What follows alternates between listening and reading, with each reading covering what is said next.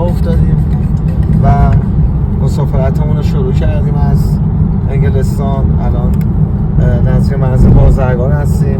ما هر شب استراحتمون رو به اصطلاح انجام دادیم. تو هتل بودیم. خدمتتون عرض کنم که جاده های ترکیه کیفیتش خوبه، مشکلی وجود نداره به سمت مرز بازرگان و به فاصله های خیلی نزدیک هم پترول استیشن و همه چی در دسترستون هست و خدمتتون آرزو هستم که دیگه ما داریم میریم به سمت مرز بازرگان و یه موردی به ذهنم رسید. من خدمتتون عرض کنم که اسکرین واشر به صدا ماشین، همون آب مخصوص آب پاش مال شیشه، من یه مایه گرفته بودم منفی 30 یادم را بریزم توی ماشین و خدمتتون آرزو هستم که ماشین الان قسمت مخزن آبش یخ زده و اینجا الان هوا منفی 5.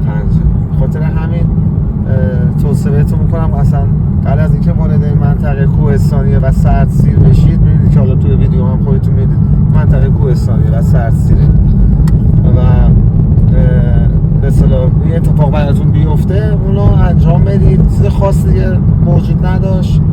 هتل‌های توی مسیرم بد نیست، هتل‌های خوبیه. حالا برای یه شب که 2 شب بخواید بمونید کارتون رو راه میندازه دیگه. ما الان مقصد 30 کیلومتری مرز بازرگان یه شهر کوچیکی هست، میریم اونجا که اونجا بمونیم ان شاء الله استراحتمون رو بکنیم تا فردا صبح.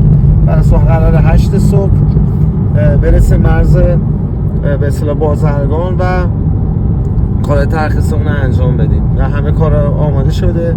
حالا ان شاء الله در طول آینده براتون چگونگی گرفتن مجوز و گمرک و بیمه و اینا همه رو توضیح میدم براتون، هزینه هاش هم براتون میگم. مورد آخر این که لاستیکاتون خیلی مهمه، لاستیکای وینتر باشه. خب انگلستان خب لاستیک وینتر سامر نداره، یه نوع لاستیک داریم که استفاده میکنیم چون هوای انگلستان خودتون هم میدونید زندگی کرد به ندرت میره زیر مثلا منفی 5-6. موقعی که هم وارد ترکیه قسمت به سمت مرز بازرگان شدم هوا همیشه منفی 3 منفی 5 بوده این موقع سال و الان هوا آفتابی هستش ولی اوردی بیرون هوا سرده. اگه یه موقعی باشه که هوا بهتر باشه خب دیگه اصلا نیاز به این داستانو ندارید، با همون لاستیک وینتر خوبتون هم میتونید تشریف بیارید و حالا اگر لاستیک وینتره به اصطلاح سامره تابستونه کیفیت خوب و لاستیکتون خوب باشه مشکلی براتون پیش نمیاد. مال موقعی که جاده رو برف بگیره، سر باشه، ماشین دیفرانسیل عقب باشه، فور ویل نباشه، اینا خب به هر حال تاثیر داره میکنه. ولی منطقه کوهستانی بسیار زیباییه مثل جاده‌های چالوس خودمونه یا سمت همون منطقه به اصطلاح تبریز و حالا گردن حیران و جایی که بچه‌ها قدیم خودتون رفتید دقیقاً جاده اون سبکیه و این به اصطلاح به اون روش هستش. اگر حالا مورد خاصی بود بازم براتون فیلم میگیرم و نکته‌هاشو براتون میگذارم. چیز خاصی دیگه نیست دوستان عزیزم. اگر به خانواده میاد حتما توصیه بهتون میکنم این موقع سال نگاید، به خاطر اینکه حالا 1% ماشین مشکل فنی پیدا کنه اصلا بیرون نمیشه وایسته از سرمایه شدید منفی 4 یا 5. یه مقدار بگذارید حالت تابستون بهار بیاد این منطقه از که به اصطلاح ترکیه و کشور. من داداش دنبالم هستش از استانبول با من داره همراهی میکنه تا استانبول که آقا مجید با من بود دیگه. ما بقیه رو 2 نفره داریم میریم که اگه خدا نکره مسئله فشار بتونیم کاور کنیم. مؤید باشید. اگر مورد خاصی بود حتما براتون ویدیو رو میذارم و توضیحات رو براتون میذارم. خدا حافظتون فعلا. خدمت دوستای عزیزم سلام عرض میکنم، ان که حالتون خوب باشه. ما تقریبا 500 کیلومتر داریم تا مرز ایران. 1500 رو که باهاتون صحبت کردم صبح، الان 500 کیلومتر داریم تا مرز ایران. جاده خیلی خوبیه، فقط کوهستانی و مارفیچ ولی علاوه کیفیت جاده همه چی اوکیه. جاده خلوت هستش موقع سال، بسیار خلوت. فکر نمی‌کنم زیاد مرز شلوغ باشه. حالا تابستون رو نمیدونم ولی موقع سال جاده خلوتیه.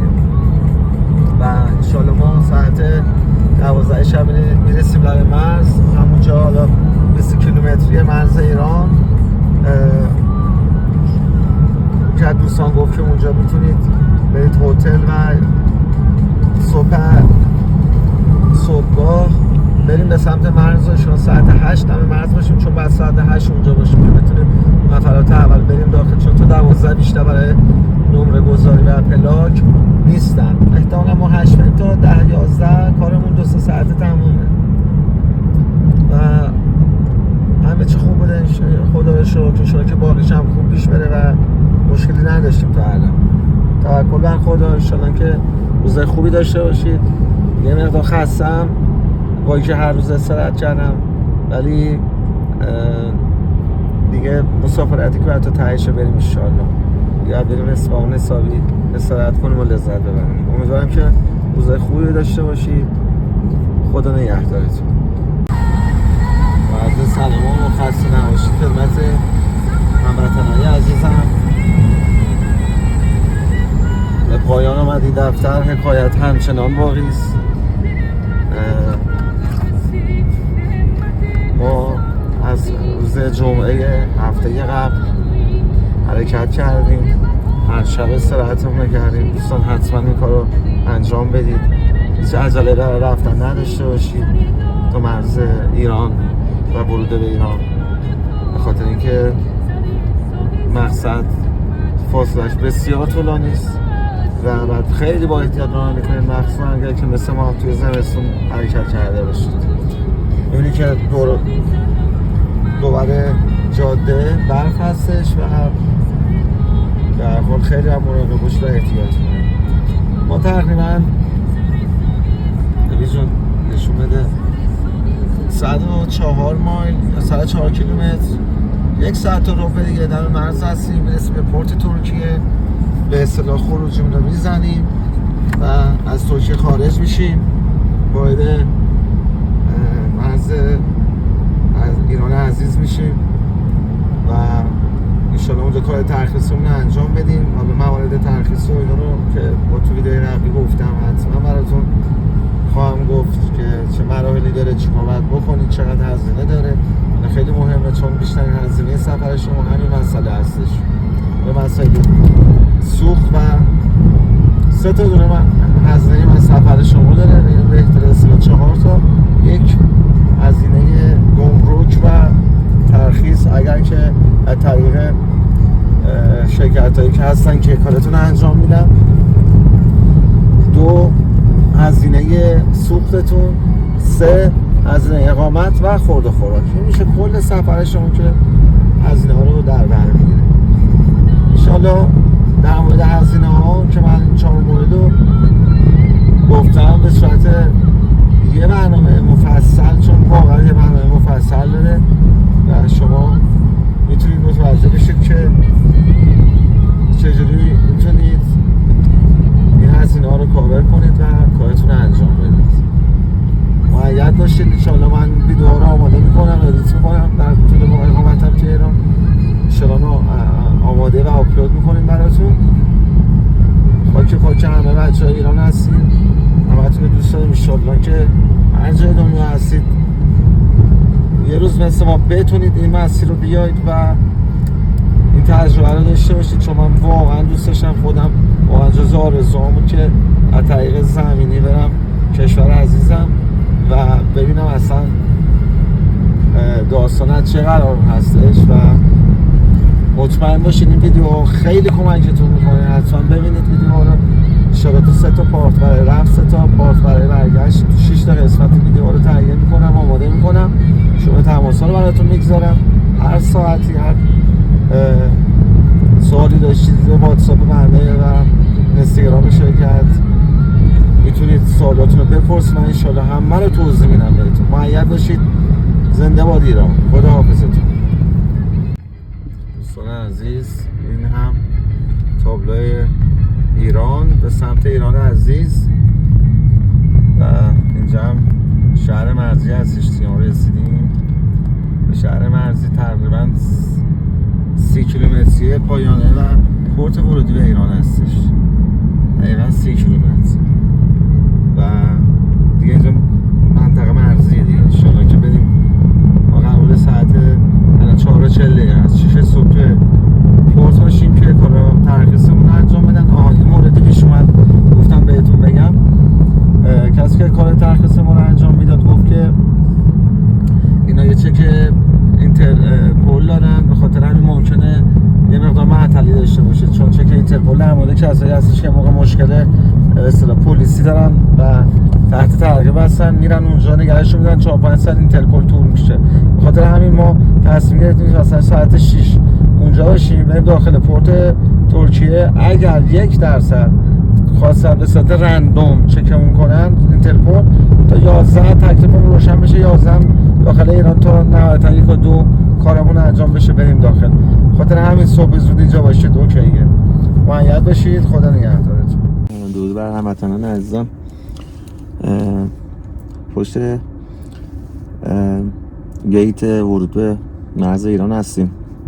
قاعده همینه که وقتی ماشینا میان اینجا میخوان ترخیص کنن به صورت رندوم و شانسی اینترپول چک میکنن که مثلا خلافی تو اروپا رو تو حالا هر جا نکرده باشیم.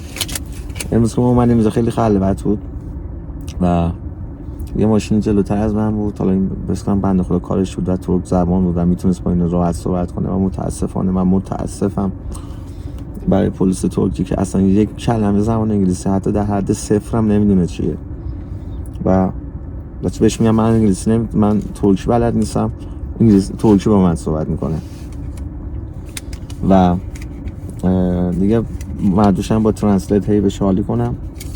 یالا من اینجا رو ترک کنم بهتون توضیح میدم که داستان چی بوده. حالا منتظرم دیگه پشت گیت، ان شاءالله که ببینیم چی میشه. توکل بر خدا. حالا قرارش رفت بره اینترپول چک کنه، میگه تا 9 ساعت میتونیم نگرت داریم برای اینترپول چک. حالا میام بیرون یه توضیح میدم که چی شد، بهتون اطلاع میدم. حالا منتظرم پلیس رفت بره بپرسه ببینه چه اصلا داستان چیه، بیاد بهم بگه. چون اوردی خیلی مثلا مسخره ای که تو 9 ساعت اینجا باشی که اینا بخوان تو رو چکت کنن.